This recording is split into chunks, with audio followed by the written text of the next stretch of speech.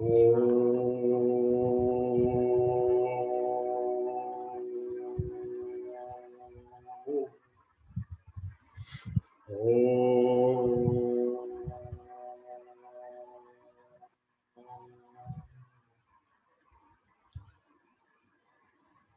ब्रह्मादिभ्यो ब्रह्म विद्या संप्रदाय कर्तृभ्यो वंशर्षिभ्यो महद्भ्यो नमो गुरुभ्यः. We start with salutations to all our gurus, starting with our immediate guru to the highest level of gurus up to Narayana himself. And this is the last part of Patanjali Yoga Sutras called Kaivalya Pada. Kaivalya is nothing but moksha. So in this chapter or in this pada, Patanjali Maharshi is explaining what is Kaivalya in a very deep and abstract and complex manner as fit for the Yoga Darshana. Now, in the last Vibhuti Pada, very advanced siddhis were explained in terms of the samyama, which is comprising of dharana, dhyana and samadhi, making it or focusing samyama on a particular subject will result in the knowledge of that subject, on the control of that subject. Like say, samyama on the navel will give the knowledge of the entire physiology of the human body. They are all siddhis. So now we have discussed last time about siddhis, which are extraordinary powers. And we have been listening in our literature and hearing in so many so-called stories or mythologies, etc. The exercising of these siddhis by extraordinary yogis and rishis, and we have been familiar with this, and mostly we might have thought all that was bunkam. It is all hoax, but it doesn't seem to be hoax, though it may appear hoax to us because we don't know that subject. It looks that they were all real. So now again he starts with the sutra. The first sutra of the Kaivalya Pada is Janmaushadhi Mantra Tapas Samadhiya Siddhaya. Siddhis are coming out of Janma, 5 categories. Janma, by birth itself. Some people have siddhis by birth. You might have heard or met such people. Like Manik Prabhu Maharaj was having a lot of powers right from his childhood. So did Krishna have. Not Rama, but Krishna had. And also Hanuman had. Some of them by birth. And later some are acquired. But in case of Krishna, they're all from birth onwards. Aushadhi, second category, by means of medicinal herbs. That is, there are some special power plants which have some powers using which people get siddhis, like clairvoyance, telepathy, many such impossible suprahuman transcendental powers. Third category is mantra. You might have heard that by chanting mantras, you can get certain powers by repeating thousands of times, lakhs of times. If you are successful, like Arjuna had the astras with him, even Brahmastra.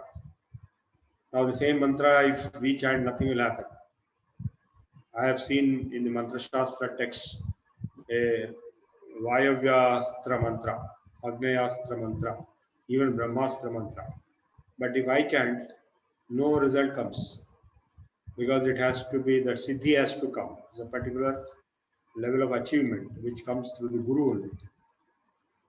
So I met Siddheshwara Ananda and asked him this question. He said, it is the Guru, like Dronacharya transferred his powers to Arjuna. Not that Arjuna himself got everything on his own. Similarly, Rama got from Vishwamitra, those astras. They're all mantras, but the power comes in a different mechanism which we are not able to understand today. And tapas is the next. You all know that we have stories of yogis, rishis performing tapas, and they are getting a lot of powers.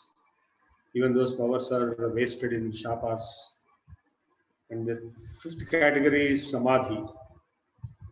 We have discussed last chapter how Samyama. Samadhi is last of the three parts of Samyama: Dharana, Jhana, and Samadhi. So through these mechanisms, the siddhis are obtained. In fact, it is not surprising when we see the stories or mythologies or history where people go to one rishi or yogi and say, see, for example, today the corona problem.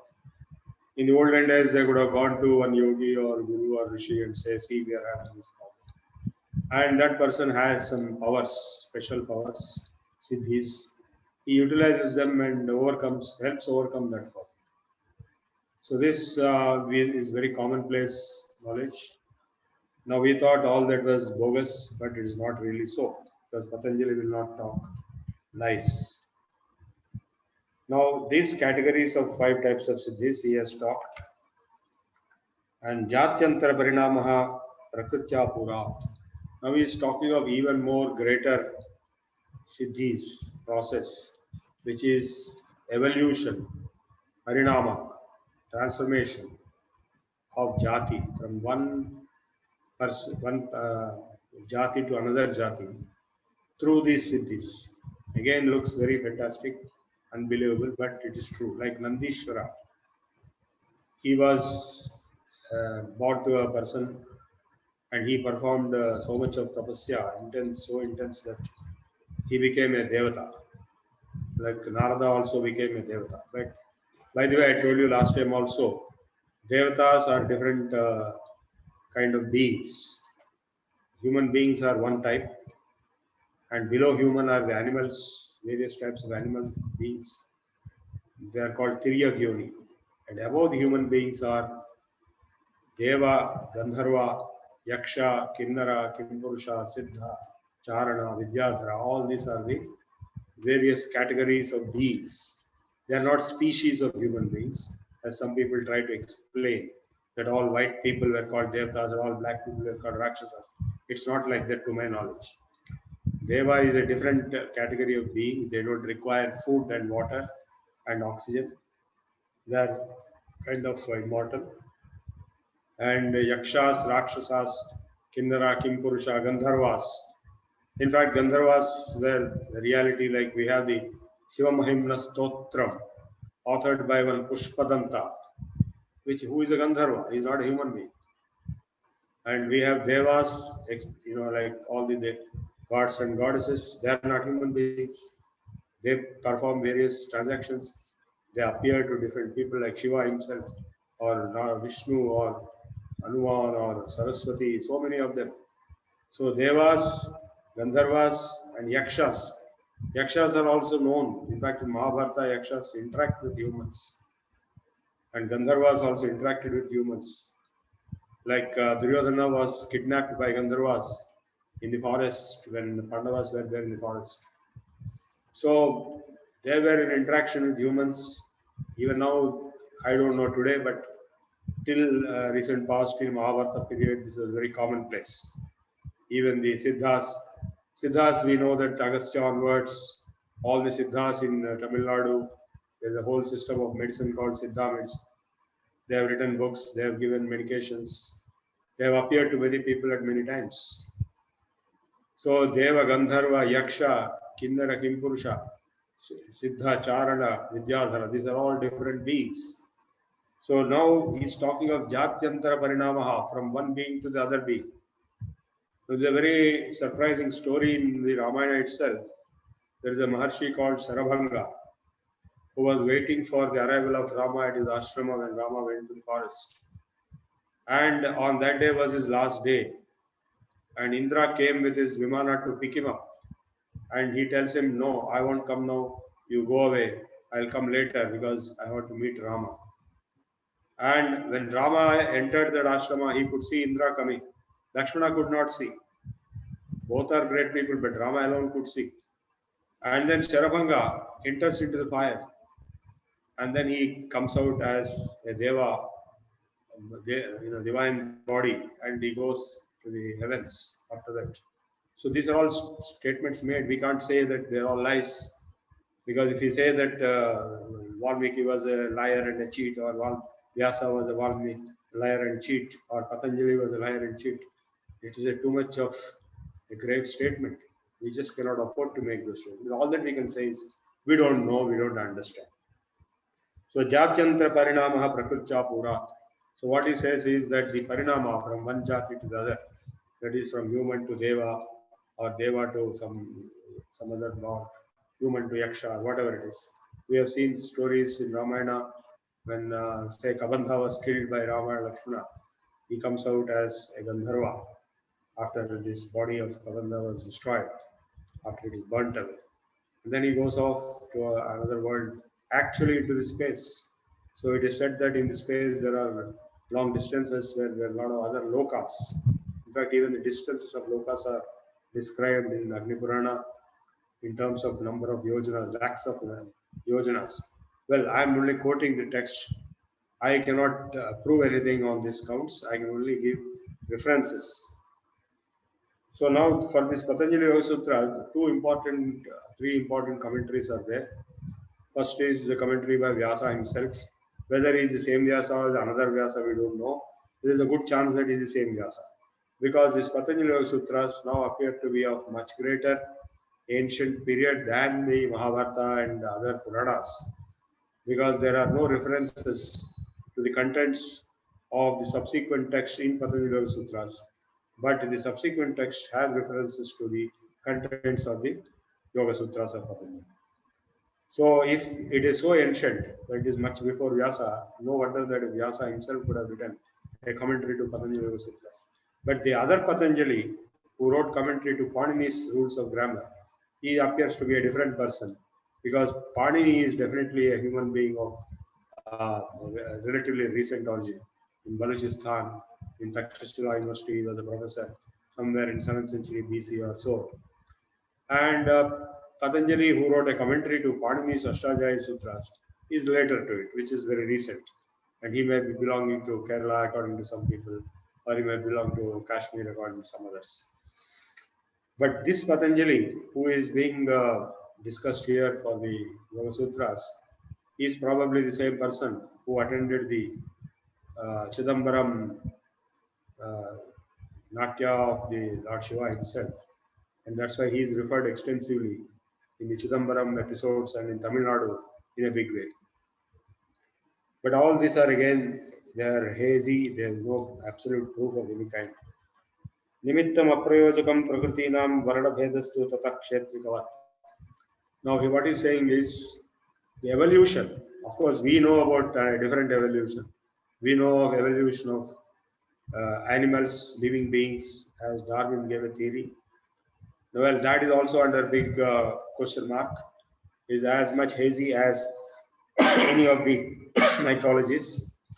Because if man came from monkey, then monkey should have disappeared. Monkey is also there and man is also there. How is it possible then? Similarly, parallel evolution is taking place for all species, but there is no proof that one species came from the other, except the theory of Darwin, which is also questioned today. And it is also alleged that Darwin used fake data to uphold his theory. Now, these are all very complicated issues, but here the evolution Patanjali is talking about is not Darwin's evolution, but is evolution of the soul from human to the levels higher than human. Deva, Gandharva, Yaksha, Kinnara, and all that. Like Narada was, I told last time, was a son of a servant woman. At one life, he performed intense tapasya, then he became a rishi, and again he performed intense tapasya, and finally he became a Devarishi. And Devatas have no death. And nimittam aprayojakam prakritinam varnabhedastu tatat kshetrikavat. What he's saying is that kshetrika, that is a farmer. In my farm, the farmer is there. He will just remove the obstructions for the water flow. So the water is flowing from somewhere. And just by removing and creating path for the water to flow, it will flow. He is not bringing water anywhere. Like even Bhagiratha brought water from Gangotri to all the way to Kolkata. I've been through all these spots, right from Gaumukh glacier, where Ganga is starting at drop by drop of melting of the glacier, then going down, down, down, down Himalayas, until the ocean in Kolkata, Ganga Sagar Sangam. So at every stage, the channels were created, obstructions were removed, and water was flowing from a higher level to the lower level. Obviously, the highest is Himalayan Gangotri Gomu Glacier, 14,000 feet. I went there. And the lowest is the sea level. So that is 14,000 feet of descent happened of the Ganga River. And there is enough evidence to show it was not a natural river, but it is a project, irrigation project of Bhagiratha and his company. That is, the British engineers also have identified there is enough evidence of a lot of engineering work done on the path of Ganga from Gangotri, Gomukh to Gangotri, Gangotri to Jammu, and finally up to Rishikesh. Actually, at Devaprayag, this Bhagirathi, which comes from Gangotri, merges with the merged result of Alaknanda and Mandakini, and therefore becomes Ganga. Till Devaprayag, there is no Ganga. And at Rudraprayag, it is Mandakini. And Alaknanda is at Badrinath. Both are coming and joining with the Bhagirathi, ultimately at Devaprayag, where it becomes the Ganga River. So Rishikesh is the first place where the Ganga River is available for taking bath. And Ganga Sagar Sangam, Diamond Harbour at Kolkata, is the last spot where it merges with the ocean. I went there also. I went to all the spots through the path of Ganga, many of them, many states. So all the time, why I'm talking about Ganga is that they just remove the obstructions. So like a farmer removes the obstructions, the water flows. So what it says is the nature, Prakriti, removes the obstructions for evolution to higher level beings. Of course, based on tapasya. Again, the evolution is dependent on siddhi, which is based upon janma, aushadhi, mantra, samadhi, all the 5 different categories of siddhis. Now, the commentary of Vyasa has been elaborated by what is called the Vartika of Bhoja, King Bhoja, who ruled at Bhopal, who ruled part of India. He even expanded up to Arabia, and I was told that he even conquered the area presently known as Makkah. Nirmana Chitta Nyasmita Matrat. Now, after Bhoja's Vartika or the commentary to Vyasa's commentary, there are other commentaries also given by others, and in this text they are being referred. I request you to study in detail because these concepts are so deep that even if I want to explain orally, it is not easy to understand nor convey. They have to be deeply contemplated upon to understand. Dhyanajam Samadhijam.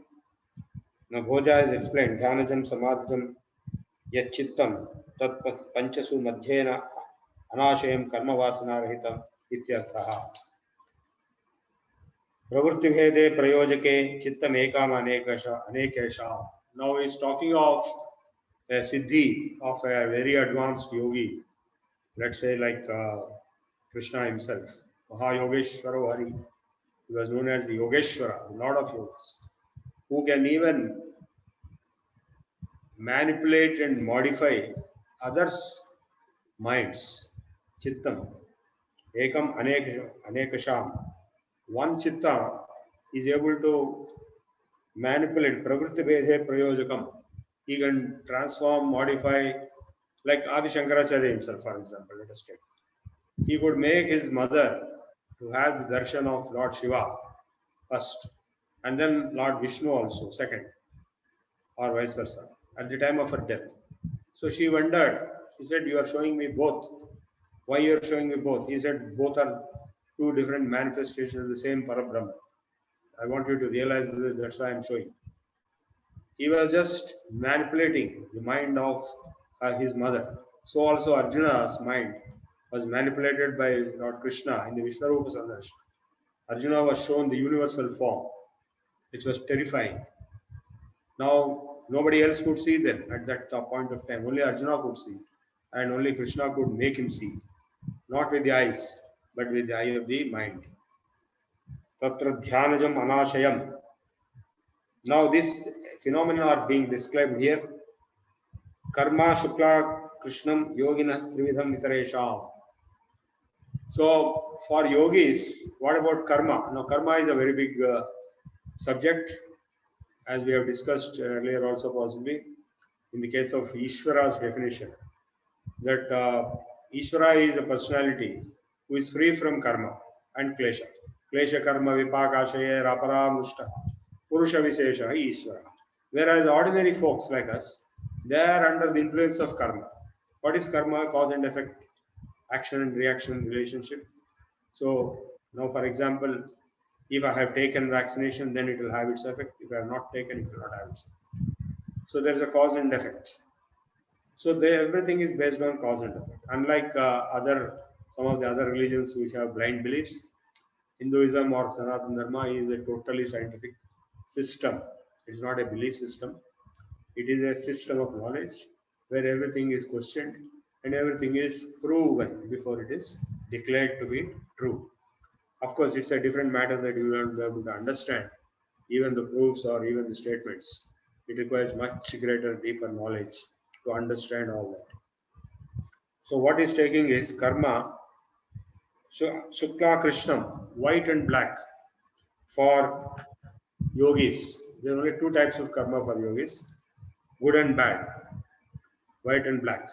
Whereas for others, Trividham Itaresham, that is Agami Sanchita Prarabdha, they have this, three types of the Prarabdha karma is there, and Sanchita karma is there, and Agami karma is there.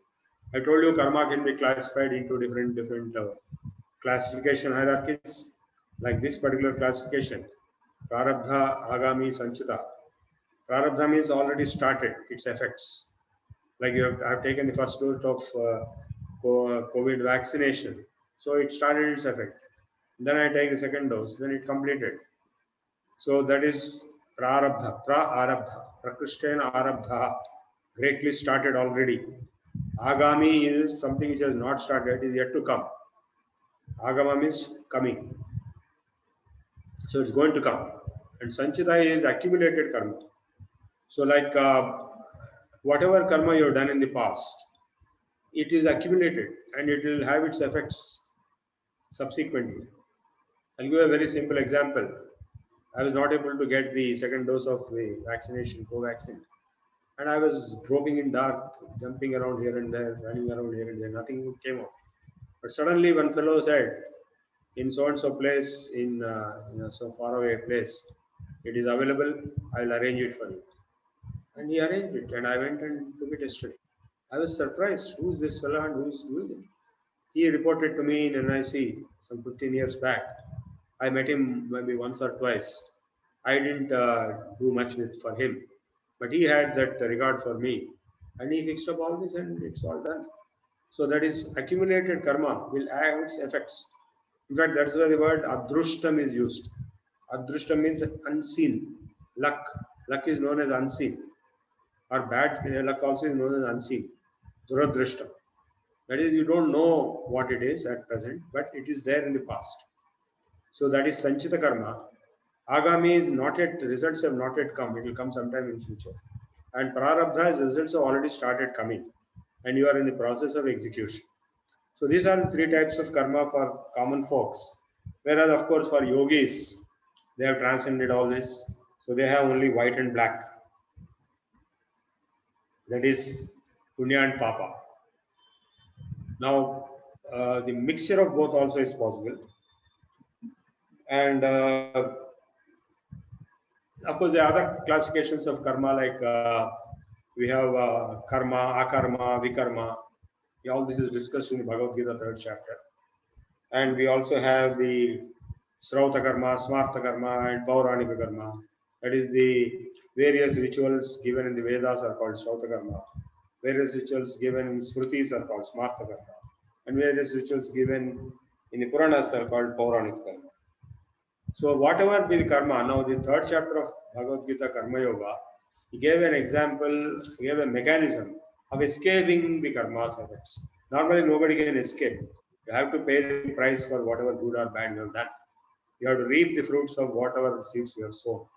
But if you have karma yoga in your attitude, that means you perform karma without any interest or attachment. Like Krishna performed the Mahabharata war without any interest or attachment for himself in return. It is just for the benefit of the society. Like I am giving this lecture. If I give this lecture with a selfish motive, with a particular desire, with a particular plan, agenda, then there's no use. But if I do with a larger perspective of bringing knowledge to the access to the people who hear this either now or later through YouTube, no return gift for me, that is Nishkama Karma, and that has a tremendous value and higher level status. So Brahmanyadhaya Karmani Sangam Chiktva Karotyaha Lipyate Nasa Papena Padma Patra Mivam Bhasa. Gita made it very clear. Those who perform their karma by dedicating themselves to the Brahman without any selfish interest or attachment, then they will not be touched by the results of that karma. So that's why yogis don't get affected by the karma which they perform. That's why Arjuna was asked by Krishna to conduct the war in a karma yogi, like a karma yogi, so that he will not be affected by the consequences of that war. Tatastad vipakangunanam eva abhivyakti vasananam. So what he says is that the abhivyakti vasananam, the vasanas are expressed. Abhivyakti is expression. Tad vipaka, the fruition of the, he has told in the earlier chapters, I have discussed already. Satimole tad vipake jat chayur bhoga. Where you are born, how long you will live, and what kind of suffering or enjoyment you went through the whole life. It all depends on the vipaka or the fruition of your past karma. And the karma is of two types. Either they will be, the karma will give you pleasure because it is punya karma, or it will give you pain if it is papa karma. The wages of sin are in death. The Bible also says this. Everybody knows that a sinful activity will lead to suffering or even death, whereas a positive activity like paropakara punyaya papaya parapidanam, helping others is paropakaram, that is a punya karma, and tormenting others, torturing others, harassing others, hurting others is papa karma. To be very, very simple, there are many other categories of punya karma and papa karma, like charity is a punya karma, generosity or taking bath in Ganga river is definitely punya karma, or going and visiting Kasi or Himalayas is definitely punya karma. But many papa karmas are also there, which we are doing. So we have to pay the price for whatever we are doing. So those karmas we have done, that vipaka, that is, then they become fruit, and they fruition, they come to fruition. Abhivyakti vasananam, so they become vasanas.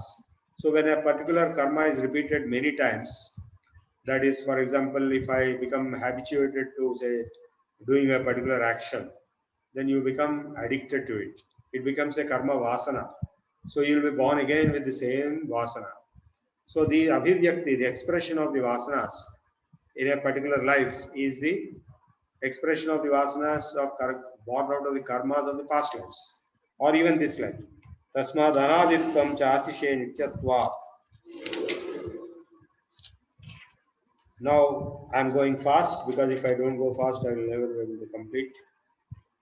Hetu phalashrayalambanaih sanghritvatvat esham abhave tadabhavaha. So the results of vasanas, phala, ashraya and alambana. Hetu, phala, ashraya, alambana.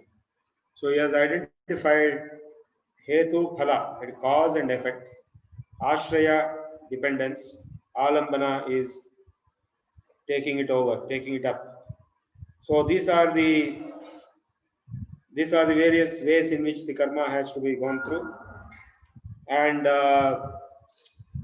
atitanagatam sarupato asti adhabedad adharmanam te chakta sukshma gunatmanah. Now he is going very deep into the nature of the karma resulting in various vasanas and their gunas, the guna, sattva, rajas, tama, depending, connected to the vasanas, because the vasanas could be attached, associated with rajoguna, with tamoguna, not so much with sattva. Of course, sattva guna vasanas, punya vasanas also will be there. Like some of you wanted to listen to this discussion today, that is again the punya vasana of the past. So the vasanas will drive your actions, न चैकचित्ततन्त्रं वस्तु तदप्रमाणकं तदाहिं स्यात्. So he is talking about the effect on the chitta of these vasanas and gunas. Tad uparago upekshitatvat चित्तस्य वस्तु ज्ञाता ज्ञातम. चित्त को वस्तु के ज्ञान में उसके उपराग की अपेक्षा होती है, इसलिए उसको वस्तु ज्ञात और अज्ञात होती है.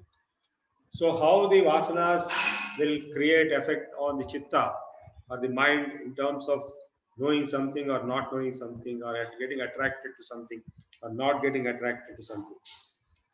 Tada jnanah chittavrittah tat prabhoh purushasya aparinamitvat. चित्त का स्वामी पुरुष परिणामी नहीं है, इसलिए चित्त की वृत्तियों का उसे सदा ज्ञात रहती. Now, very interesting, very profound statement. The Lord of the Chitta, who is Purusha. So let us understand what is Purusha, what is Chitta, what is Chit, and what is Jiva or myself. Now, this terminology and framework given in Patanjali Yoga Sutras is not the same as given in the Vedanta Darshana. That is a different framework altogether, but there is some kind of similarity or parallelism. So now there is a Purusha. You know that Prakriti and Purusha. Purusha we call in popular terms as God. Avyaya Purusha Sakshi Kshetrajno Akshara Evacha. So we discussed Vishnu, or we describe Vishnu or Narayana as Purusha. And we are all Jivas. We have Chittas. So that Purusha is so powerful that he can influence the Chittas of ordinary folks like us. We know that how Krishna has influenced the Chittas of Gopis, influenced the Chitta of Arjuna, influenced the Chitta of Yashoda, influenced the Chitta of so many others, which you and I may not able to do it, but he can do it. He means Krishna was only an avatara, but here we are talking of the actual Purusha. Purushasya aparinamitvat. And Purusha doesn't go through any parinama or evolution. It is only the jivas or individuals who go through that. Natat swabhasam drishyatvat. And the Purusha alone is drashta, whereas all these others are drishyas. Now, what we have discussed in the past, what is drashta, what is drishya, and drishya viveka. That is again discussed in Vedanta Darshana in a big way. The observer, then the observed. Now let me get into the issue of moksha also at this stage. Before we do that, let us go a little more deeper. Because you see, basically, to summarize, what is moksha? By now you might have understood. Moksha is that when you merge or when you identify yourself with Purusha, then you are liberated. As long as you don't do it, you think you are so and so, so and so, so and so, and you have this so and so karma, so and so klesha, so and so vasana, so and so janma, so and so dukkha, so and so karma. All this goes on. The drama goes on. The story goes on. Now this whole thing is called Maya in Vedanta. It's a hoax actually, but it is real at its own time. On the whole, it's a hoax, but at its own time it is real, like a dream. Dream is real at its own time. Swakale Swachavad Bhati. Prabodhe Asatya Bhagavad. The moment you wake up, the dream turns out to be a hoax. So until you realize it is a hoax, it is a reality. Once you realize it is a hoax. So now, Chittantara Drishye, Buddhi Buddhe Rati Prasangha Smriti Sankarascha. Now all different things like we have Mana, Buddhi, Chitta, Hankara and Smriti. All this vasanas and all this body of karma, the Karana Sharira before the Sukshma Sharira, before the Sula Sharira, the gunas as per the vasanas getting expressed as a result of the karma, all the complex situation which we are going through. And what is moksha then? Moksha means you get rid of all this. Just like you woke up from dream. How will you be able to come out of the tormentation of a dream? Only when you wake up. So similarly, When you reach a higher level transcendence of waking up higher than the normal mundane life which we are living, you will not be able to come out of this hell in which we are suffering. Samsara, hala, hala. It is known as the terrible poison of samsara. We are going through that. I don't have to tell you more how much we are going through. The whole world is going through possibly. It is a kind of a tormentation, torture. It is created. It is a fake thing, but it's created. And we cannot come out until we transcend. So when you transcend to the level of Purusha, when you become Purusha alone, what will Narayana feel? Does he get afraid of corona vaccine and all those things? You see, Narayana, Vishnu, he is at a higher level. He doesn't have all these problems, right? Like our Anthony Fauci doesn't have any problem because he has no corona infection, he has no vaccination, nothing, but he'll give to the whole world. So, chitter aprati sankramapya dakarnapato sambuddhim asamvedanam. So, drishta drishyayo aparaktam chittam sarvartham. Drishta drishyo uparaktam chittam sarvartham. The chitta, the mind in general, is carried away, is caught up in drashta, drishya, uparati. Now, if you remember the very first sutra of Patanjali, he said, Yogas chittavritti nirodha tada drashtu swarupi avastha. Yoga is the process of arresting the movements of chitta or mind, and if it happens at that time, drashtu swarupe avasthana, the drashta, the observer or the feeler, enjoyer, thinker, that is myself. I am in my own true nature, swarupa. Otherwise, what? Vritti sarupya mitaratra. All other times, he is getting entangled, absorbed, dissolved into the chittavrittis, thinking that he is that. Like, movie or a TV serial, when you are watching, you will feel as if you are involved in it. A lot of people watch because they experience that. Like people go to movies not just thinking it is a movie, they experience those experiences for themselves. People weep, people jump, people shout as if it is affecting them. So that's what Vritti Sarupya Vitaratra, all the times the Chittavrittis have trapped you so badly that you experience as if you are experiencing all that. But actually, by the process of yoga, when the whole thing is stopped and you are in yourself, none of this nonsense is there. Like in deep sleep, when you go into deep sleep, even for say half an hour, 1 hour, 2 hours, whatever it is, no problems, no suffering of any kind. Everything is gone. You are in yourself. So, in the same way, when you are merged with Purusha, all these problems are solved and they have been transcended. Now, that is what is being discussed here in elaborate details, and it's very difficult to understand by just a lecture. It requires reading, rereading, digesting, and assimilation again and again of these sutras. Tad asankhyeya vasanabhi chitramapi parardham samhatyakaritvat. Asankhyeya vasanabhi, unlimited vasanas, karma vasanas of past, in this life, in the past life, in this life itself. I am reaching 70. In 70 years of this life, it is as good as going through many lives. When I recall, I know the different people whom I met at different times, different experiences, all they are becoming vasanas. Tad asankhyeya vasana, unlimited, uncountable. Asankhyeya, uncountable vasanas. अभिश्चित्रमपि परार्थम संहत्यकारित्वात् चित्त अनगिनत वासनाओं से चित्रित हुआ भी परार्थ है क्योंकि वह संहत्यकारी है.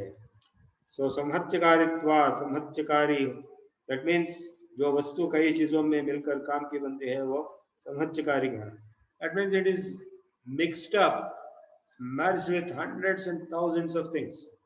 Like a cob, like a spider builds a cobweb and gets caught in the same cobweb and dies in it finally. We are all dying in our own cobwebs, which we have built for ourselves. by our own karmas and their vasanas, their consequences. Vishesha Darshina Atma Bhava Bhavana Vinivritti. Where this all this horror story explained till now is meant for ordinary folks who are not yogis, who are not special cases. But for special cases, Visheshinaha, for the Vishesha Darshinaha, for those who can see higher, special vision, those who have higher and transcendental special vision, Vishesha Darshinaha, Atma Bhava Bhavana Vinivrittihi. So, Atma Bhava Bhavana. That means विवेकाख्याति द्वारा पुरुष और चित्त में भेद के देखने वालों को आत्मभाव की भावना निवृत्त हो जाती है. आत्मभाव की चिंता है कि मैं कौन हूँ, कैसा हूँ, क्या था, आगे क्या. I gave a lecture long back on who am I. So that is called Atma Vivechana, Atma Bhava. Who am I? When you go on delving deep, then I proved in my lecture that I am Satchidananda, and so also you.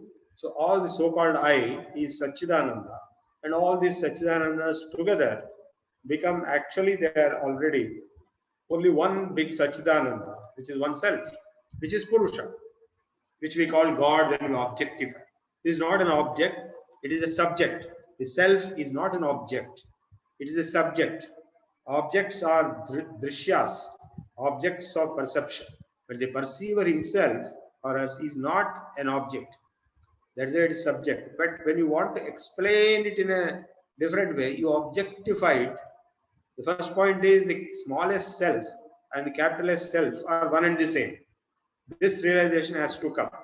That is myself, yourself, herself, so many selves are actually one giving self, capital S, one big self, which is Purusha or Narayana or Shiva, whatever name you call, doesn't matter. Allah also you can call, or God you can call, whatever. So that big self or big soul, Paramatma, is the only truth. And if you want to explain what its nature, you cannot explain because it is subject, it is not an object. But because you want to somehow speak something or trying to convey something, you objectify it. So when you objectify the self, then you say it is God. The Purusha is not an object. The Prakriti is the objectification. Purusha is the observer or the self or the intelligence principle. So when you cannot convey that meaning, you objectify and say, okay, look, Narayana is like this, Narayana is like that. And who is Narayana? The self itself is Narayana. You are in Narayana. That is not understood. So Atma Bhava Bhavana Vinivrittihi. So the false identifications, the whole issue here, it is slowly tending towards the Vedantic framework. By the way, in terms of chronology, the Vedantic framework of Brahma Sutras or Advaita Vedanta of Shankaracharya, all that came much later to the Patanjali Yoga Sutras. So you can see in the last part of Patanjali Yoga Sutras, which we are studying today, the tendencies of Vedanta Darshana appearing here very clearly. Atma Bhava Bhavana Vinivrittihi. So to think that I am so and so individual, I have all these attributes, I have this problem, I have that problem, etc., etc., etc., is Atma Bhava. That Bhavana Vinivritti, that will be transcended. Tada Viveka Nimnam Kaivalya Pragbharam Chittam. Now Kaivalya, Kevala Tattva is Kaivalya, that is moksha state. So tada, at that time, that means when the Atma Bhava, because in the Gita also, Nasti Buddhir Ayuktasya, Nacha Yuktasya Bhavana, Nacha Bhavayata Shanti, Ashantasya Kutasya. Nasti Buddhir Ayuktasya. Yukta is a yogi, Yuk Dhatu.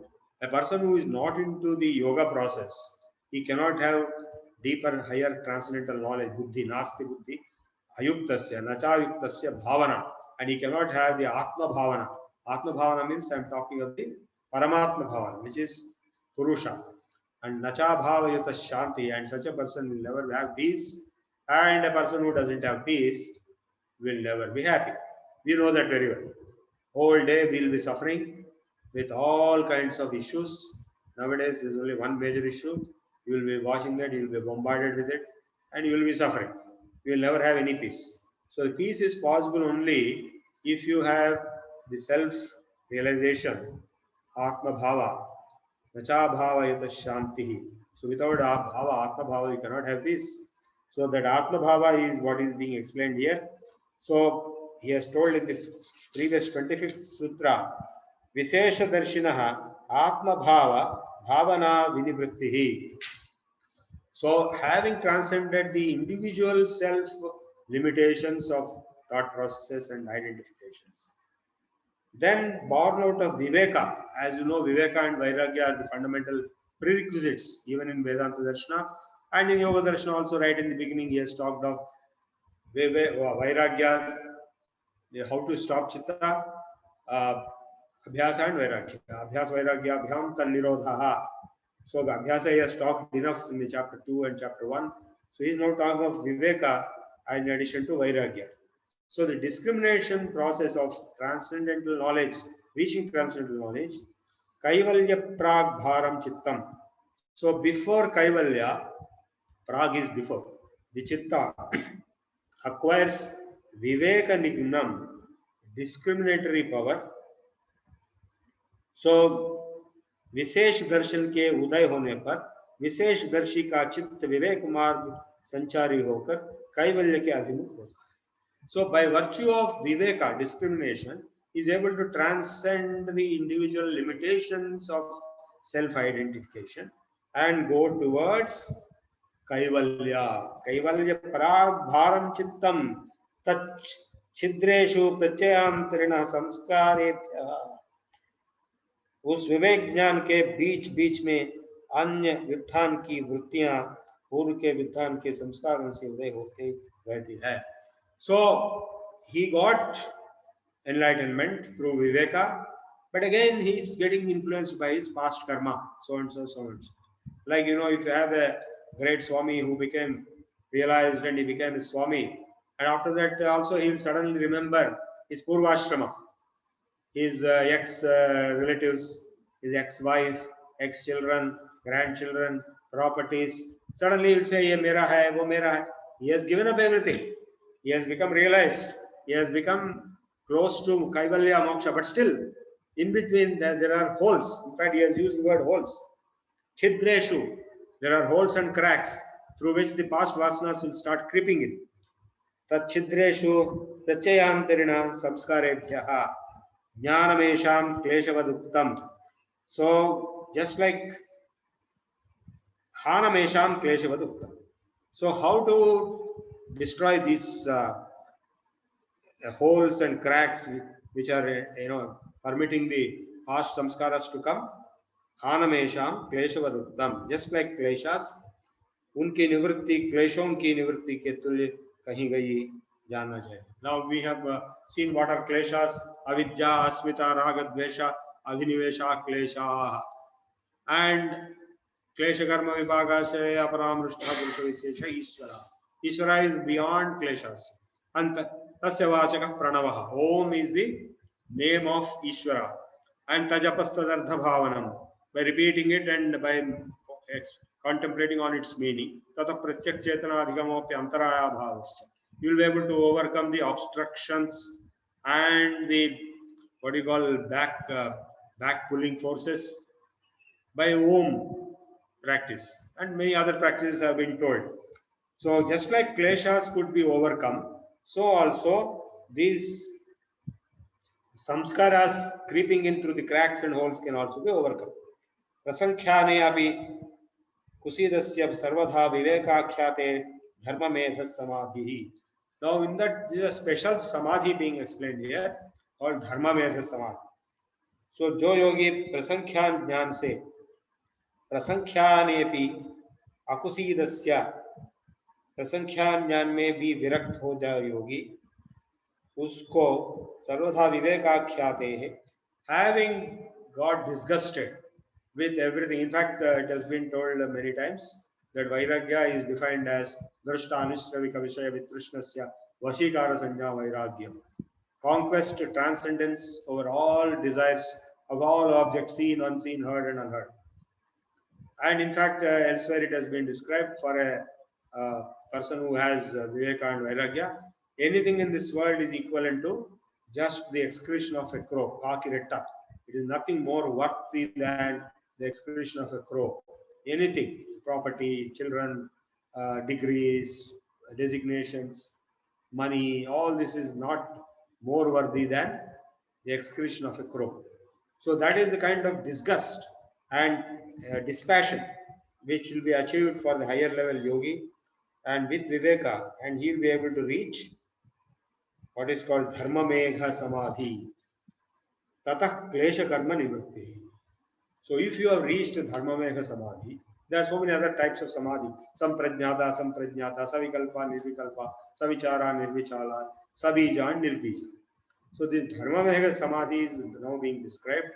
Of course, in samadhi pada, other samadhis were described. So in this dharma megha samadhi, klesha karma nivritti, you will transcend both karma and kleshas. तदा सर्वावरणम् आलापेतस्य ज्ञानस्य अन्त्याज्ञेयम् अल्पम्.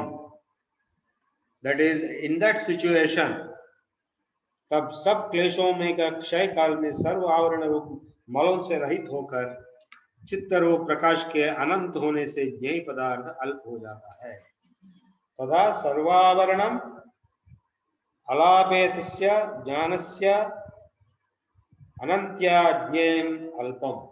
So the inquisitiveness or the interest to know and acquire so many things in the samsara will be reduced and reduced, diminished, as good as gone. Alpam. And he will be coming to the nature of the self. Just like, what he is explaining. Atata kritardhanam parinamakrama samaptir gunanam. So those who are successful, Kritartha means successful. Those who are successful, Tataha in Dharmamaya Samadhi, Parinama Krama Samapti. The evolution process will be closed. And also the gunas, the evolution of the gunas will be closed. Kshana Pratiyogi Parinama Aparanta Nigrahya Kramaha. Pratikshण होने वाली परिणाम की समाप्ति पर ज्ञानी जानी जाने वाली क्रम है. Because this parinama change is happening every second. क्षण प्रतियोगी परिणामो अपरांत निग्राह्य क्रमः. The sequence of steps of karma in the evolution process is what is being explained, and if that is stopped, what will happen finally? He will get Kaivalya. And that is the last sutra, 34th sutra. Purushartha Shunyanam. That means he has no interest in doing this, doing that, so many things. That is Vairagya, 100% Vairagya. Gunanam Pratiprasavaha. The gunas, the Sattva Tamo gunas, and their based on the karma vasanas attached to them, all that evolution process. Pratiprasavaha will be, Prasavaha is birth. Pratiprasavaha is stalling it. So पुरुषार्थ से शून्य हुए गुणों का अपने कारणों में लीन हो जाना, when the gunas get merged in their cause, kaivalyam swarupa pratishtha va chiti shakti riti. So being absorbed in the pure consciousness, chit is consciousness, chiti is in consciousness, being established in it, that is kaivalyam, moksha. So this is the last iti. He has used the word iti as the very last word. In the beginning he has used the word atha yoga anushasanam, yoga chitta nirodha. That is the very first sutra of the first pada. And now the 34th sutra, the last sutra of the last pada, iti, he closes. What is he closing finally? The statement, Purushartha Shunyanam Gunanam Pratiprasavaha Kaivalyam Swarupa Pratishtava चिति शक्ति रीति. पुरुषार्थ शून्य से गुणों का अपने कारण में लीन होना, हो जाना कैवल्य है, अथवा चिति शक्ति का अपने स्वरूप में अवस्थित हो जाना कैवल्य है. सो अपने स्वरूप में अवस्थित होना. Swarupa tada drashtu swarupe avasthanam. If you remember, immediately after the first sutra, in the second sutra, he said, it is being established in your own swarupa is yoga. And in the last sutra of all the Patanjali Yoga Sutras, which we have spent so many sessions, he says, Swarupa is Kaivalya. So being established in the self is moksha. Now that means anything other than being established in the self is bandha, is misery, is sorrow. Like in deep sleep is the best approximation, though it is not the exact thing. In deep sleep, you forgot everything. You forgot corona, you forgot everything. You are in yourself. Similarly, in deep meditation in samadhi, and that too different types of samadhi, and finally dharma mesa samadhi, and if you are perfected, even the past karmas, vasanas will stop troubling you, will stop appearing through cracks and holes. So you are in yourself in infinite, eternal, pure Satchidananda state, and that is Kaivalya. That's all. Om Tat Sat. Thank you, Professor. A perfect culmination of all the sections and final summary given. So yeah, do we have any questions? Anyone on this? Please make a note when you have some points, because we shouldn't disturb in between. Like that's the reason we are not taking the questions, because the flow has to happen, and then we can have the time for questions. Yeah, please feel free to ask any questions or clarifications.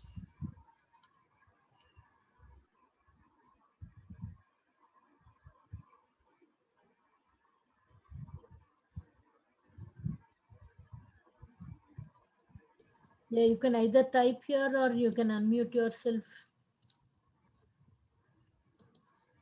Any more questions, or else we can wind up the session? Any questions? I think. No questions. Yeah, very good. Yeah. We are all in a different state where there are no questions. They have reached a stage of Kaivalya possibly. Yeah. I hope so. I will close this session by wishing all of you a very happy journey in this life to reach. I think there is a question. Yeah, okay. No, there is just a comment. Yeah, so I wish to all of you to reach Kaivalya in this life itself by going through the processes of yoga, which have been explained in detail in the Patanjali's Yoga Sutras and also other texts. How many? Do you have some more time, Sita, or shall we close? No, actually, we are just 5 minutes, but yet we can. Okay, I'll just want to make some concluding comments. Yeah, definitely.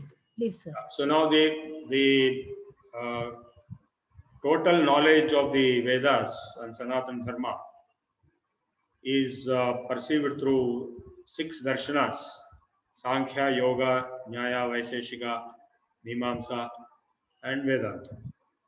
So now Sankhya Yoga are together. Sankhya was propounded, Sankhya Sutras were propounded by Maharishi Kapila. And Sankhya Karika was written by later persons. And the framework given in Sankhya Darshana as a whole, that includes Sankhya Sutras and Karika and other things, is basically repeated in the Bhagavad Gita in a profound manner. Purusha Prakriti, Purusham Prakritim Cheva Vidyanadi Ubhavapi Vikaransa Gunansa Vidhi Prakriti Sambhavan Karya Karana Kartrutve Hetu Prakriti Ruchate Purusha Subhadukana Bhoktritve Hetu Ruchate. So all actions that happen, the Karya Karana, the cause and effect relationship, and Kartrutva, ownership of actions, and then all changes, Vikaras, the 6 Vikaras, birth, growth, maturity, decay, and finally death. So these Vikaranscha Gunanscha, these Sattva Guna, Rajo Guna, Tamo Guna, all these are part of Prakriti. Mama Maya Devi Hesha Gunamayi, he has said elsewhere, Mama Maya Durachya. He has used the word Maya for Prakriti itself. And so the Prakriti on one side and Purusha, who is the power behind Prakriti, like Shiva and Shakti. Without Shiva, there is no Shakti. Shiva can exist without Shakti, that nothing will happen. Whatever happens is because of the interaction of Shiva and Shakti. Shakti is the manifest form of Shiva. Same thing is Lakshmi and Narayana. You can say all this are one and the same. And Maya and Brahman is the model given in the Advaita Vedanta much later in time sequence. So in the Yoga Sutras, you will find a continuity of the philosophical framework of the Sankhya Darshana expanded into the sadhana, that is practical efforts, resulting in realization of Purusha. In fact, the last sentence of Sankhya Sutras is Asangoyam Purusha. This Purusha is unaffected, untouched. So the last sutra of Yoga Sutras is also Kaivalyam.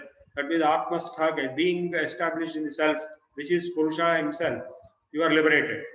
So it is more or less similar, except that Sankhya never gives any practical methods, whereas Yoga gives 90% practical processes for achieving those stages and explaining different stages and the prescriptions of lifestyle changes like Yama and Niyama and practices like Pranayama, Asana, and finally Dharana, Dhyana, and Samadhi are the internal organs, Ashtanga Yoga, and all that, in detail. So that way Sankhya and Yoga go together. That's why they are called Sankhya Yogas together. Then the next set is Nyaya Vaiseshikas, which is logic. Nyaya is logic and Vaiseshika is physics. Logic applied to physical world is Vaiseshika. Logic becomes mathematics, as you all know. Then the next set is Mimamsa, Uttamimamsa, Purvamimamsa and Uttamimamsa. The previous and the later. Later is called Vedanta. The Brahma Sutras of Badarayana and of whose interpretations gave rise to Advaita Siddhanta by Adi Shankaracharya, and with the Visishtadvaita by Ramanujacharya, Advaita by Madhvacharya, and Suddhadvaita and Dvaita Advaita, and there are 25 Siddhantas. So now all of them are aiming at moksha only. Please note this point. This is to be underlined. All the darshanas, all the Siddhantas, what is the final goal is moksha. Moksha means what? Moksha means freedom. Freedom from what? Freedom from problems, freedom from birth, freedom from death, freedom from misery, all kinds of freedom. Now, let us analyze what is this freedom. If you are feeling hungry, you are suffering from hunger. The freedom from that suffering of hunger will come by eating. At the same time, if you are suffering from indigestion, the freedom from hunger comes by fasting. The freedom from that problem comes by fasting. The opposites will create freedom. So what is more important is freedom. So here the moksha is referring to a much bigger version of freedom rather than simple version of freedom. The bigger version of freedom is the not being born again, because otherwise you'll be born again, because the karma, whatever karma you have done in this life and the past lives will be accumulated and you'll be forced to be born again. And you'll be forced to be born again in a particular circumstance which you have no control. And you will be forced to suffer all the consequences. I have also suffered tremendous consequences in my childhood, and some of you must have suffered at different times. Why are we required to do all this? And the reason given is that it's a pastime. So again karma, again janma, again karma, karma murabhutu jantu, karma murabhutu, you were born out of karma, you die out of karma. So how long this will go on and how many lives this will go on? It will go on forever. But if you get liberated, it will not be going forever. That is moksha. So to achieve that moksha is the highest achievement of life. That's why among the four Purusharthas, Dharma, Artha, Kama and Moksha, moksha is the highest and the last. Of course, Dharma is the first. Without Dharma, we are all very good experts in Artha and Kama. And without Dharma, Artha and Kama will lead to negative results as it's happening today. If Dharma was intensely and very dedicatedly followed, then the Artha and Kama, which are consequential to Dharma, will not be suffering as we are suffering today. So, because we have deviated from Dharma, we are suffering. So, beyond all this is moksha. Finally, you have to get freedom. You have to get liberated from all this nonsense. So, that moksha is called Kaivalyam in Yoga Shastra. And it all comes by self-establishment. Atmastha Yoga. That is the definition Vaiseshika gives about yoga. Because Vaiseshika is later to yoga. And being in self is a process of samadhi, which is going to result in Kaivalya. So I close it now with a wish to all of you that you will all reach Kaivalya as soon as possible in this life, as soon as possible. by the way. Thank you, all the best. Yeah. Thank you, Prabhuji. Thanks everyone.